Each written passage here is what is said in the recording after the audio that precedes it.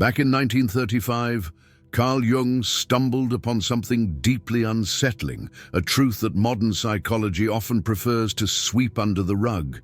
He was working with a 42-year-old woman, let's call her Sarah, who suffered from a complete inability to trust. Not her therapists, not her closest friends, and certainly not herself. Over months of intense analysis, Jung began to discern a specific pattern woven into the fabric of her childhood. It wasn't physical abuse. It wasn't blatant neglect. It was something far more insidious. He termed it the psychological murder of the ability to judge reality. Her parents engaged in a simple yet devastating tactic. They would unpredictably alternate between validating and invalidating her perception of reality. This erratic dance created a permanent schism between what she genuinely felt and what she thought she should feel. Jung realized that when you systematically erode a child's trust in their own perception, you are, in essence, destroying the very foundation of their self. And in a few moments, you'll understand exactly how narcissistic parents accomplish this, and why adults who've endured this can never fully trust anyone, not even themselves. The pain you feel when trust is absent isn't a sign of weakness. It's a scar, a lasting testament to a specific type of psychological trauma, one with a name and a discernible mechanism, and Jung meticulously mapped out how it unfolds. Let me share something with you, something that will instantly resonate if you grew up with narcissistic parents. You experience a feeling, a clear, undeniable emotion. You're sad, you're scared, you're hurt. And then your mom or dad looks at you and says, "You're not sad, you're being dramatic. You're not scared, you're being weak. You're not hurt, you're being too sensitive." And in that moment, something inside you snaps because you are absolutely certain of what you feel. But the very person who should be your protector is telling you that your perception is wrong. And if they're right, then you simply can't trust your own feelings. This is gaslighting, but it's not constant gaslighting. If it were constant, you'd eventually learn that your parents are perpetual liars and retain your self-trust. What makes it so devastating is the intermittence. Sometimes they validate you. You fall and scrape your knee, and your mom says, "Oh, honey, that must really hurt." And you feel seen. You feel understood. Then 10 minutes later, you're crying because your brother broke your favorite toy, and she retorts, "Stop being dramatic, it's just a toy." And you're left reeling in confusion. Why was the pain in your knee real, but the pain over the toy wasn't? You're 6 years old. You can't fully grasp the nuances. You only sense that sometimes your mom believes you, and sometimes she doesn't, and you have no idea why. So you begin to doubt yourself. Am I really sad right now? Or am I just exaggerating like she says? And that doubt is the beginning of the Jungian fragmentation of the self. You begin to develop two selves, the self that feels and the self that judges whether what you feel is legitimate. And these two selves are perpetually at odds because you've been conditioned to believe that your feelings aren't automatically valid. They need external approval first. Jung termed this the division between the conscious ego and the true self. The ego learns to distrust the self, and this internal distrust becomes the blueprint for all future relationships. Hold on, because there's a second layer to this mechanism that's even more insidious. And Jung meticulously documented how it works. Narcissistic parents don't just invalidate your feelings, they do something even worse. They rewrite your memory of reality. Let me give you a concrete example. You're 8 years old. Your dad promises to take you to the park on Saturday. You're excited all week. Saturday arrives and he's glued to the couch watching TV. You ask, "Dad, aren't we going to the park?" And he says in an irritated tone, "I never promised that." "You made that up, but you are absolutely certain. He promised. You remember the conversation vividly. You remember him saying, 'Saturday, we're hitting the park.' You even told your friends, but now he's claiming you fabricated the whole thing, and you freeze, because one of two things must be true. Either your dad is lying or you're going crazy. And accepting that your dad is a liar is far too terrifying for an 8-year-old, so you default to the second option. Maybe I did imagine it. Maybe I really did make it up. And in that moment, you learn that your memory is unreliable, that your perception of reality can be completely wrong. And if you can't trust your own memory, what can you trust? Jung observed that children who endure this develop what he called existential anxiety about their own sanity. They grow up with a permanent fear of being insane, of being unable to distinguish reality from imagination. And this fear creates hypervigilance. You begin to constantly check with other people. Did that really happen? Did I really say that? Am I remembering this correctly? You outsource your reality because you've been taught that you are not a reliable judge of your own experience. But wait, there's a third layer, and this is what creates permanent damage to the ability to trust. Narcissistic parents engage in intermittent gaslighting. It's not constant. It's sporadic. And this creates something that behaviorists call intermittent reinforcement, the most addictive and difficult to break pattern that exists. If your parents always invalidated you, always rewrote reality, you'd develop a clear psychological structure. They lie. I trust myself, but they don't do it all the time. Sometimes they validate you. Sometimes they acknowledge reality correctly. Sometimes they even apologize for something they did. And those times create hope. You think, maybe this time will be different. Maybe now they'll see me. And then, the next time, they invalidate you again, and you're plunged back into confusion because you can't predict it. There's no discernible pattern. Jung discovered that this unpredictability is what gives rise to deep, complex trauma. Because simple trauma you can process. You know what happened. You know it was wrong. You can integrate it.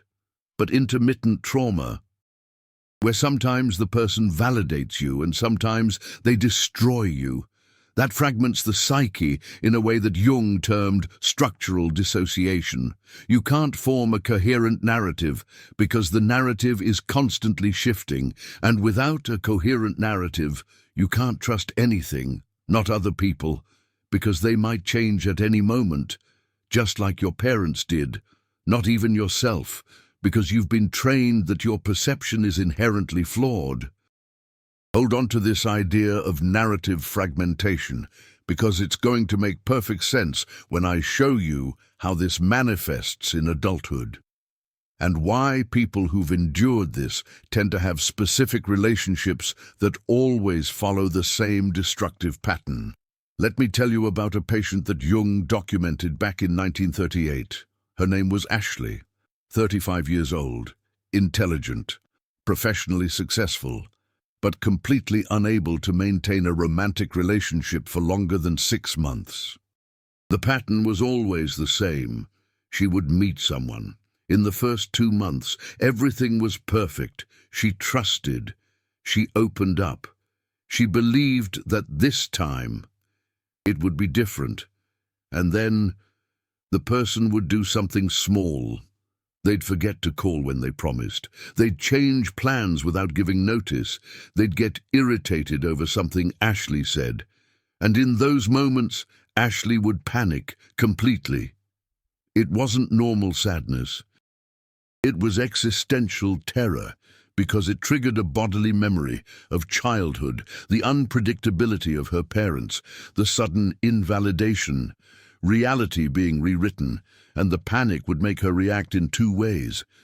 Sometimes she'd become hyper-vigilant, constantly checking where the person was, repeatedly asking for reassurance, needing constant external validation, because she didn't trust her own perception that everything was okay.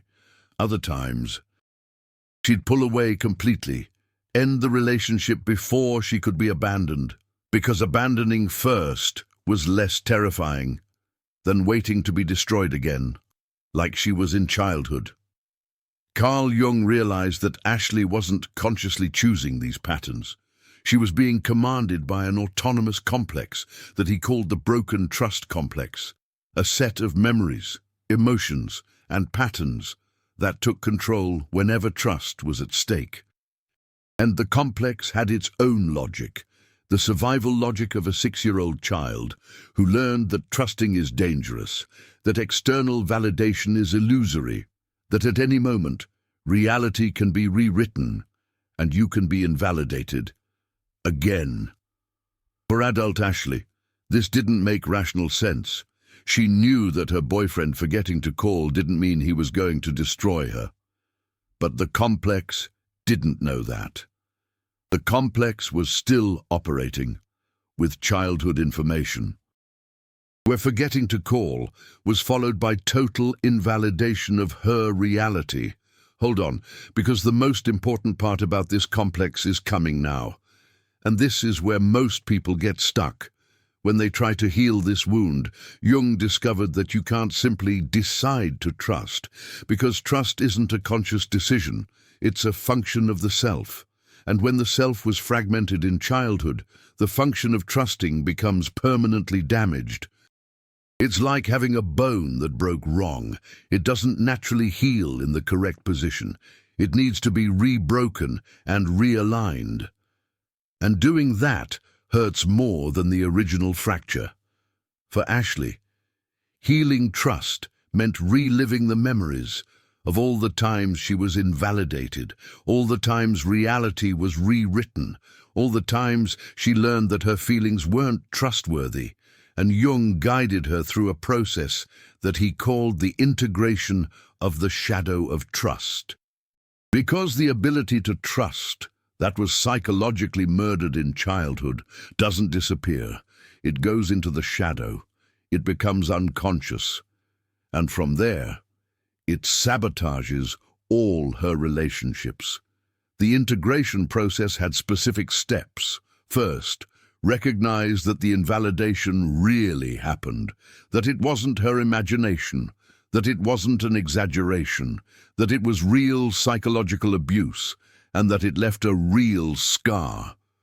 This sounds simple, but it's devastating, because accepting that your parents caused you intentional harm means giving up the fantasy, that one day they'll validate you, that one day they'll recognize what they did, that one day they'll apologize, and that fantasy keeps many adults stuck for decades, waiting for validation that will never come, still checking with their parents. Did this really happen the way I remember it? And still receiving denial, and still doubting themselves. Second step, separate the voice of your parents from your own internal voice, because after years of gaslighting, you've internalized the invalidation. You don't need your parents telling you you're exaggerating anymore. You say it to yourself automatically. Every time you feel something, there's an internal voice that questions, is this really real? Am I being dramatic? Am I making things up? And that voice sounds like you. But it's an echo of your parents. It's their shadow, living in your psyche. Jung called this introjection. You swallowed the vision they had of you, and now it lives inside you as a second self that constantly judges and invalidates you. And as long as that introjection is active, you can't trust yourself, because half of you is still attacking the other half. Third step, rebuild the ability to validate your own experiences without checking externally. And this is terrifying, because it means trusting yourself when there's no guarantee you're right. It means risking being wrong. It means accepting your perception as legitimate, even when others disagree. Ashley spent 2 years in this process with Jung, and the turning point came when she finally managed to say in a session, "I know what I felt. I don't need your validation to know it was real. And if you say I made it up, that doesn't change what I lived through."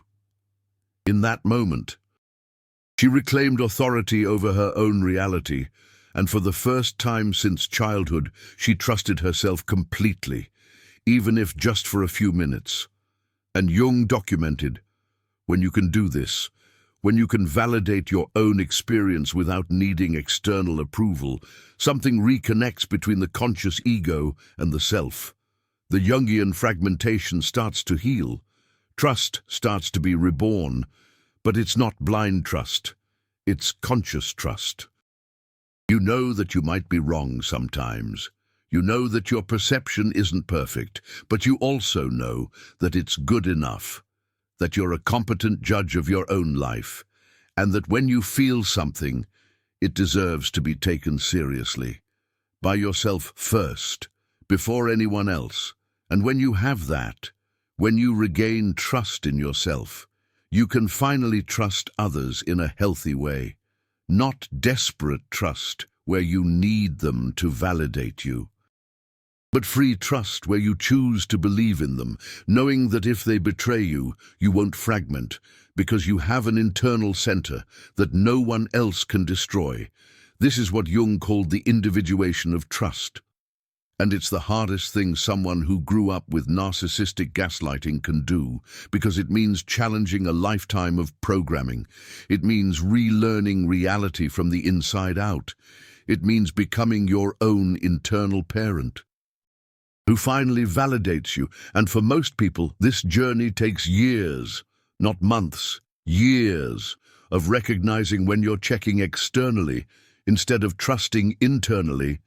Years of separating your parents' voices from your own voice. Years of practicing self-validation, even when it's terrifying. But the alternative is to spend the rest of your life fragmented, never fully trusting anyone, not even yourself, always checking, always doubting, always expecting reality to be rewritten again, always living with existential anxiety about your own sanity. And that's not a life.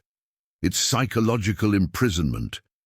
It's what your narcissistic parents left you, their legacy, and you didn't deserve it. If you've made it this far, you've just understood something that most people will never understand.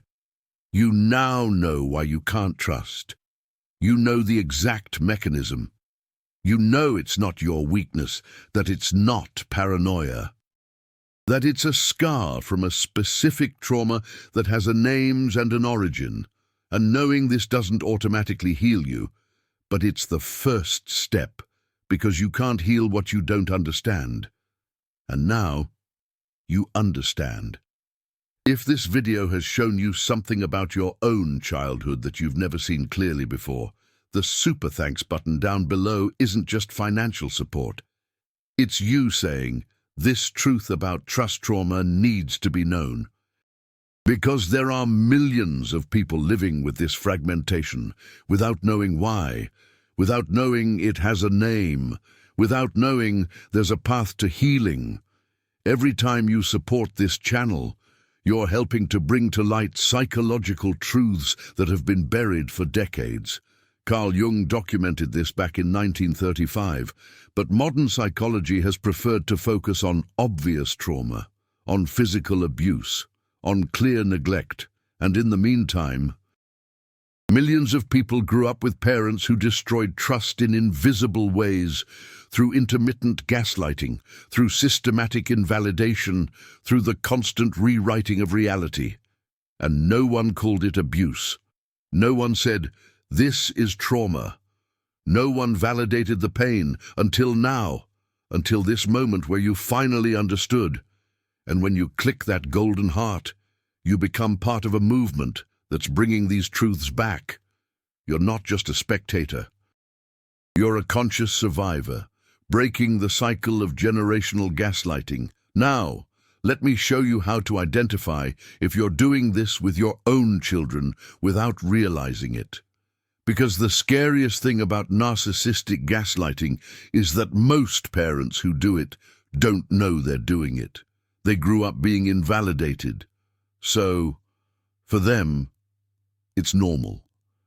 When a child says they're sad, and a parent says, "You're not sad, you're just being dramatic," the parent genuinely believes it. They're not consciously manipulating. They're repeating what was done to them. And this is where the generational cycle continues. Because if you grew up without learning to validate your own emotions, you can't validate your children's emotions. You'll do to them exactly what was done to you, unless you break the pattern consciously. So, pay attention to these signs. If you're a parent, check this in yourself. If you're still a child, check this in your parents and recognize the pattern before it destroys another generation. First sign, you tell your child that they're not feeling what they clearly are feeling. They say, "I'm scared," and you say, "You're not scared and you're just nervous." As if nervous is less legitimate than scared, as if you know better than they do what they're feeling. Second sign, you deny that events happened the way your child remembers them. They say, "Last week you yelled at me," and you say, "I didn't yell, I just spoke firmly," as if their perception of the volume of your voice is wrong, as if their experience isn't valid because you didn't intend to yell. Third sign, you only validate your child when it's convenient for you. When they bring home a good grade, you say, "You must be so proud." When they bring home a bad grade, you say, "You didn't try hard enough." Their emotions are valid only when they align with what you want them to feel. If you do any of these, stop now. Because every time you do this, you're breaking a piece of your child's ability to trust themselves. You're creating fragmentation that will last decades. You're transmitting trauma that you yourself carry. And yes, it's hard to stop, because validating emotions that you don't understand is uncomfortable. Accepting that your child sees reality differently from you is threatening. Recognizing that you may have yelled when you didn't intend to yell requires devastating humility. But the alternative is to perpetuate the cycle.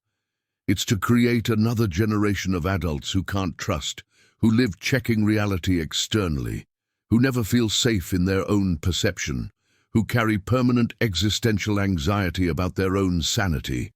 And you have the power to stop this.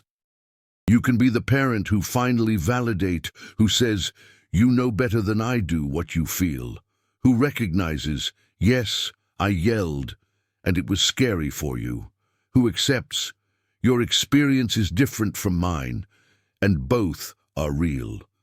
When you do this, when you validate instead of invalidating, you're not just helping your child, you're healing the child you were. Because every time you validate them, you prove to that wounded child inside of you that validation is possible, that adults can recognize the reality of a child, that trust doesn't have to be murdered. And this is individuation in the deepest sense that Carl Jung described. It's not just healing yourself, it's healing the entire lineage. It's breaking the trauma that's been passing from generation to generation. It's becoming the ancestor that future generations will thank. But let me be honest about something.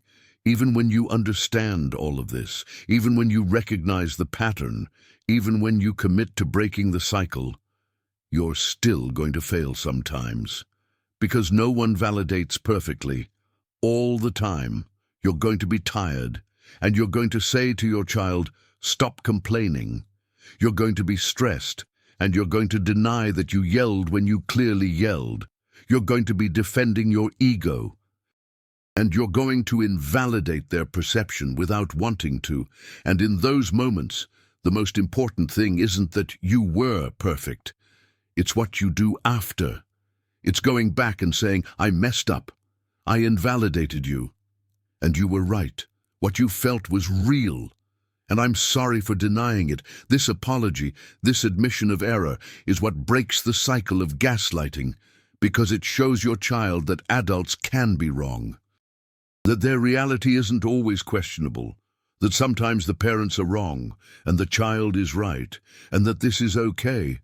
Your narcissistic parents never did this. They never admitted error.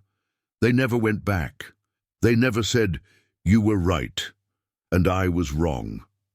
And that's why you grew up thinking that every time you disagreed with an adult, you were automatically wrong.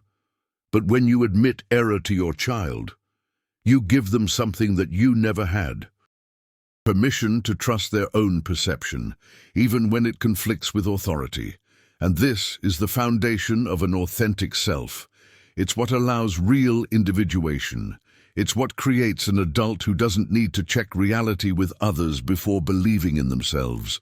Now, let me show you another thing that Jung discovered about rebuilding trust, and it's going to change how you see your current relationships. Carl Jung observed that people whose trust was broken in childhood exhibit a specific pattern in choosing partners. They don't choose randomly.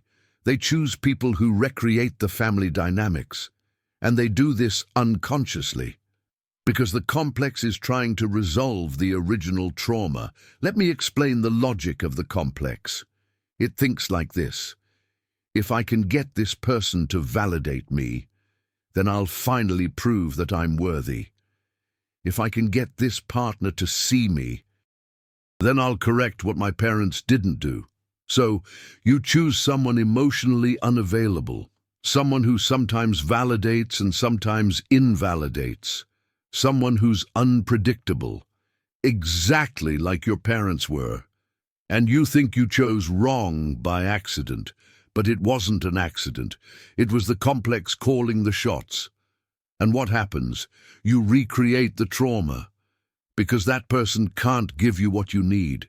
They can't go back in time and validate the child you were. They can't heal a wound from 30 years ago. Only you can do that. But until you understand this, you're going to keep choosing the same type of person, with different faces, with different stories, but the same central dynamic: intermittent validation, subtle gaslighting, your reality being questioned, and you always hoping that this time it will be different. Jung called this compulsion to repeat, the unconscious trying to resolve unresolved trauma by creating similar situations in the hope that this time the outcome will be different, but it never is, because the problem isn't the other person. The problem is you're still trying to gain external validation for something that only internal validation can heal. And when you realize this, when you really internalize that no partner is going to save you from this wound, you have two options. You can give up on relationships completely. Decide that trust is impossible and isolate yourself. Many people do this. They prefer solitude to the possibility of invalidation again. Or you can do what Carl Jung proposed. You can enter a relationship conscious of the fact that the other person isn't going to heal you, that they will disappoint you sometimes, that they will invalidate you occasionally, and that this doesn't mean the original trauma is happening again. It just means they're human, and humans fail. And when you can separate normal human fallibility from narcissistic gaslighting, you can finally have a real relationship where you don't panic every time the person forgets to call, where you don't fragment every time they disagree with you, where you can say, "I saw it this way, you saw it that way, and both are real, and let's figure out together what really happened." That's mature trust. It's not blind trust where you assume the person is perfect. It's conscious trust where you know the person will make mistakes, but you trust that they're not trying to destroy your perception of reality intentionally. That when they disagree with you, it's not gaslighting. It's just a different perspective. And being able to make that distinction is years of work.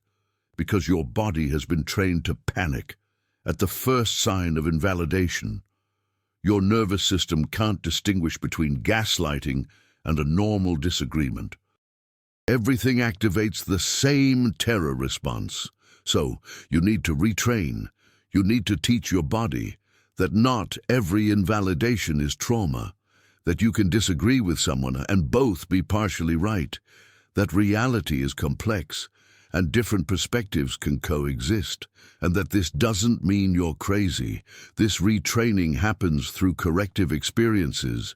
You need to have experiences where you disagree with someone, express your perception, and the person says, "Interesting, I saw it differently.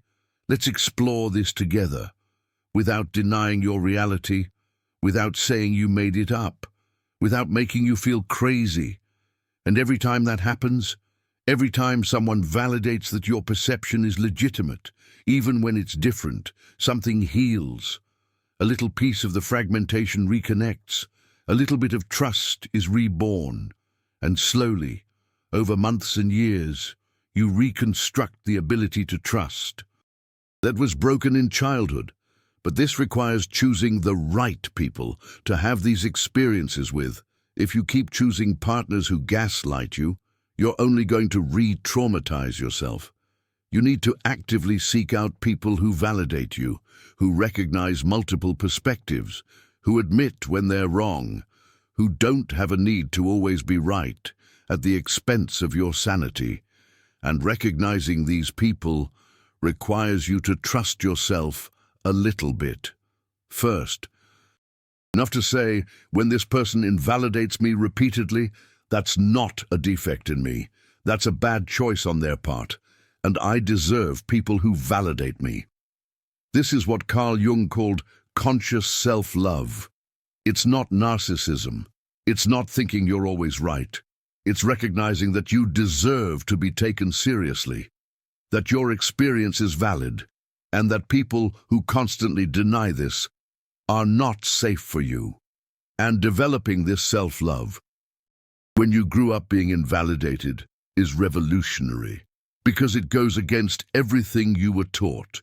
You were taught that you're dramatic, that you exaggerate, that you can't trust yourself, and now you're saying, "No, I'm a competent judge of my own life, and you have no right to question my sanity." When Ashley, Jung's patient, finally managed to do this, she described it as a rebirth, as if she'd lived 35 years in a prison, and suddenly the doors were opened.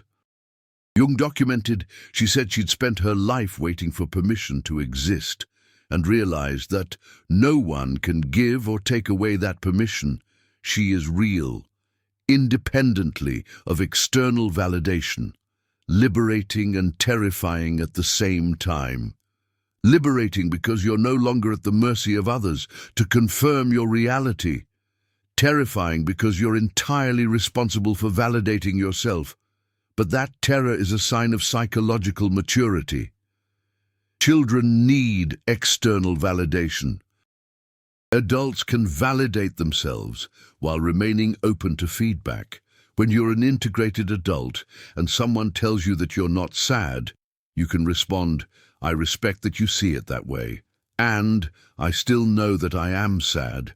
Both are true, and I don't need to convince you.